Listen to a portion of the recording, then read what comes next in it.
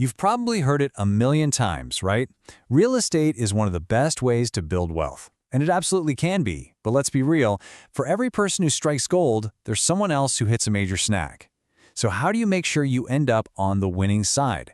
That's exactly what we're going to break down. So, which is it going to be?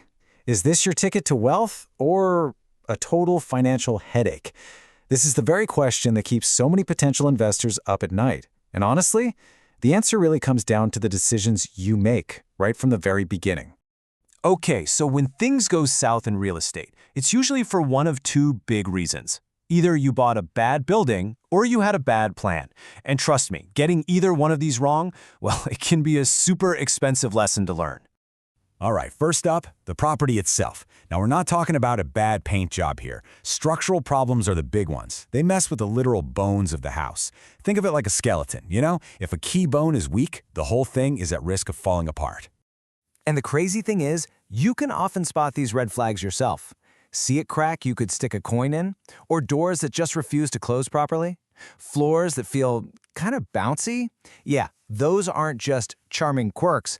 They're screaming that there's a big, expensive problem hiding just beneath the surface. So what does that actually mean for your wallet? We're talking a major hit. We're talking a 10 to 20% drop in the property's value. Think about that. On a $500,000 property, you could lose up to $100,000, just like that. Ouch. But here's the kicker. You could have a structurally perfect building, and it could still be a terrible investment. Why? Because your strategy was flawed. This is that second big pitfall. Letting your emotions take over, not doing your homework on the area, or completely missing some local rule. These are the mistakes that can turn a great asset into a money pit. A bad decision can be just as damaging as a cracked foundation.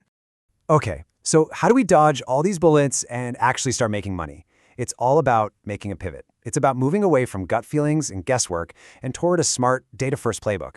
Let me show you what I mean. Look at the difference here. The old way? It's all about, I have a good feeling about this place. Or maybe looking at what happened last year. The smart way, though, is totally different. It uses real-time data, AI, to figure out what a property is really worth, and automation to manage things efficiently. You're swapping out gut feelings for hard facts, which just makes your strategy so much stronger. So here's the process in a nutshell. 4 key steps. 1. You use data to find the exact locations that are about to boom. 2. You pick properties where you can repeat your success. 3. You use tech like AI to double-check every single move. And 4, and this is crucial, you focus on properties that will bring in cash month after month for the long haul. This isn't just a to-do list, it's a whole new way of thinking. And hey, it's not just me saying this. AirDNA puts it perfectly.